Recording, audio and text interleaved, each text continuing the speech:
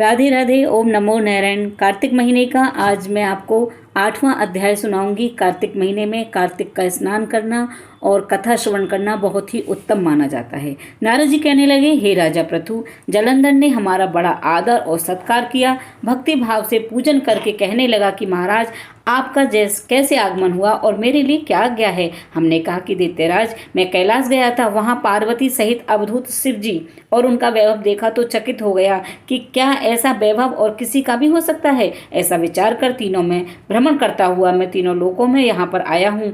यहाँ आकर तुम्हारी समृद्धि भी देखी है और तुम्हारे और शिव के वैभव में कोई भी अंतर नहीं, किंतु तुम्हारा वैभव स्त्री रहित है। भस्म लेपन करने वाले राग रहित कामदेव के शत्रु शिव के पास स्त्री रतन जैसी पार्वती हैं। वैसे ही यज्ञ भी तुम्हारे पास अनेक सुंदरियां हैं, परंतु उनमें से कीर्तिमान पार्वती की तुलना कोई भी नहीं कर सकती। नारद जी कहने लगे, हे राजा पृथु, हम तो इतना कहकर वहां से चले आए, परंतु जलंधर ने पार्वती जी को इतना सुंदरता सुनकर काम ज्वर से पीड़ित हो राहु को बुलाकर शिव के पास भेजा।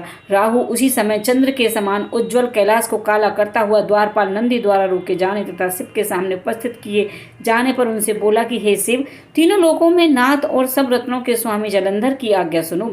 शमशानवासी तथा नरमुंडों की माला धारण करने वाले जटाजूटधारी तुम्हारे जैसे अवधूत के पास पार्वती जैसी परम सुंदरी स्त्री शोभा नहीं देती। मैं तीनों लोगों का नाथ, सब रत्नों का स्वामी हूँ, क्योंकि पार्वती भी स्त्री रतन है, अतः वह मेरे साथ ही शोभा दे सकती है। तेरे जैसे भस्म धारण करने वाले योगी के पास नहीं रह सकती। नारद जी कहने लगे, हे राजा पृथु, राहु के इतना कहते ही श्री शिव जी ने अपनी भ्रकुटी भौहें में से एक अति भयंकर पुरुष को उत्पन्न किया, जिसका सिंह समान मुख, जलती हुई अग्नि के समान लाल लाल नेत्र और शरीर पर खड़े हुए बड़े बड़े बाल थे।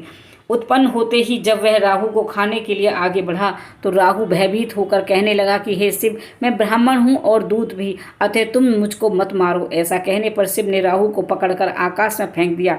तब वह भयंकर पुरुष राहु को छोड़कर शिव के पास आया और कहने लगा कि मैं भूखा हूँ, मुझे खाने के लिए कुछ दो। तब शिव जी कहने लगे, तुम अपने हाथ पैरों को खाओ। जब वह हाथ पैरों को खाता हुआ सारे धड़ को खा गया, केवल मुख ही बचा। तब शिव जी ने प्रसन्न होकर कहा कि आज से तुम्हारा नाम कीर्ति मुख होगा और तुम हमारे द्वारपाल होंगे। पहले तुम्हारी पूजा होगी, तुम्हारी पूजा बिना हमारी पूजा निष्फल होगी। उधर राहु आकाश में जाकर बर्बर देश में गिरा। राहु की ऐसी दशा सुनकर जलंधर को बड़ा क्रोध आया और वह दैत्यों के 1 करोड़ सेना लेकर अपनी पुरी से बाहर निकला। बाहर निकलते ही सामने एक आंख वाले शुक्राचार्य राहु मिले। इनके अतिरिक्त और भी अनेक अपशकुन हुए, परंतु वह रुका नहीं। तब दैत्य सेना सारे आकाश में छा गई। जब देवताओं ने जलंधर को कैलाश पर चढ़ाई देखी तो छिपकर शिव जी महाराज को खबर दी। श्री शिव जी ने उसी समय विष्णु भगवान का स्मरण किया। स्मरण करते ही भगवान वहां आकर उपस्थित हो गए। तब शिव जी ने कहा कि भगवान, आपने देवताओं को पीड़ा देने वाले इस दैत्य को मारा क्यों नहीं? इतना ही नहीं, आप वहां जाकर उसके घर में विराजमान क्यों हो गए? तब विष्णु कहने लगे कि यह आपके अंश से उत्पन्न हुआ है और लक्ष्मी जी का भाई है, इस कारण हमने आप इसको नहीं मारा, यह आपके ही हाथ से मारा जाएगा।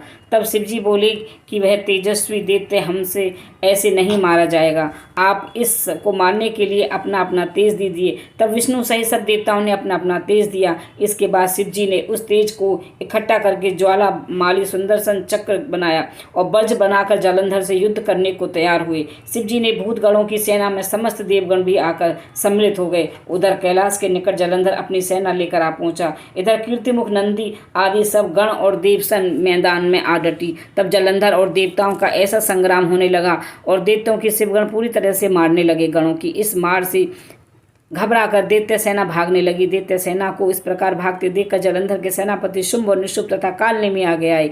सबको देखकर दैत्यों ने अनेक प्रकार के प्रहार किए, जिससे सेना मार खाकर भागने लगी। तब गणेश और शुंभ का महाघोर युद्ध हुआ। अपनी सेना को भागती देखकर जलंधर स्वयं रण क्षेत्र में आया। देवसेना की ओर से वीरभद्र अनेक प्रकार के प्रहार जलंधर पर करता रहा। तब जलंधर ने क्रोध में आकर अपना परिध उस पर दे मारा, उसके रथ की पताका काट दी। साथ ही जलंधर ने बाण वर्षा करके देवसेना में भगदड़ मचा दी। अपनी सेना की ऐसी दशा देखकर स्वयं शिवजी बैल पर चढ़कर युद्ध के लिए आए और दैत्य सेना पर बाणों के तीव्र प्रहार किए। इन प्रहारों से दैत्य सेना इस प्रकार भागने लगी जैसे कार्तिक मास में व्रत के करने से पाप भाग जाते हैं। उसी समय शिव जी ने अपने बाणों के प्रहार से खड़गोरमा का सिर काटकर पृथ्वी पर गिरा दिया। तब जलंधर ने महाघोर ललकार की तो शिव जी ने उसके रथ के घोड़ों और सारथियों को भी मार गिराया। तब जलंधर पैदल ही अपना खड़ंग लेकर शिव जी की ओर दौड़ा। शिव जी ने तत्क्षण एक मुक्का उसकी छाती में मारा, जिससे वह कुछ बेहाल हो गया। इस प्रकार जब दैत्य ने देखा कि शिव अजय है तो उसने गंधर्व माया रची और गंधर्व अप्सरा नाचने लगी। शिव जी भी इस माया में फंसकर नाचने लगे, गाने लगे। जलंधर दैत्य श्री शिव जी को माया में फंसा देखकर महादेव जी का रूप धारण करके पार्वती जी के पास गया। पार्वती जी के रूप देखकर कामाद हो गया। पार्वती जी महादेव को आया देखकर खड़ी हो गई, परंतु तत्काल ही राक्षसी माया समझकर वहां से अंतर्ध्यान हो गई।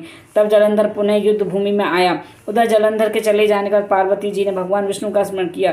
तब भगवान विष्णु ने वहां उपस्थित होकर पार्वती जी को आश्वासन दिया। भगवान विष्णु ने सोचा कि जलंधर ने स्वयं अपनी मृत्यु का रास्ता बता दिया है। यह दुष्ट वृंदा के पतिव्रत धर्म के कारण ही मृत्यु को प्राप्त नहीं होता। अतः देवताओं के कार्य तथा भक्तों की रक्षा करने के लिए हमको ये वृंदा के धर्म को भंग करने का घोर कर्म करना पड़ेगा। ऐसा करने पर ही इस दुष्ट की मृत्यु होगी।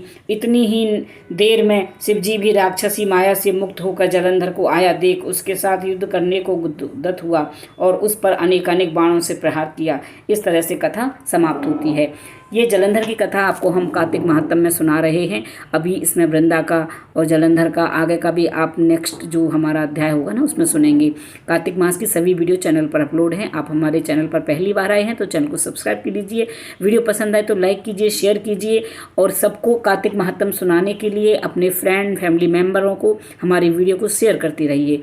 कार्तिक मास से जुड़ी हुई कोई भी जानकारी आपको चाहिए तो आप हमें इंस्टाग्राम पर फॉलो कर सकते हैं, फेसबुक पर फॉलो कर सकते हैं, कमेंट्स बॉक्स में लिख सकते हैं। डिस्क्रिप्शन बॉक्स में भी हम कुछ उपाय, पूजा पाठ, कार्तिक मास से जुड़ी हुई जानकारियाँ देते रहते हैं। इसलिए हमारे चैनल को सब्सक्राइब कर लीजिएगा। उम्मीद करती हूँ कि मेरी वीडियो आपको पसंद आ रही होंगी। मैं अपने प्रतिदिन की अपने ठाकुर जी के श्रृंगार पूजा पाठ की वीडियो में आपको शेयर देती रहती हूँ। तो आप अगर आपको हमारे लड्डू गोपाल जी की कार्तिक महीने की जो सेवा पसंद आ रही है तो प्लीज़ एक बार राधे राधे कमेंट्स बॉक्स में ज़रूर लिखिएगा। राधे राधे।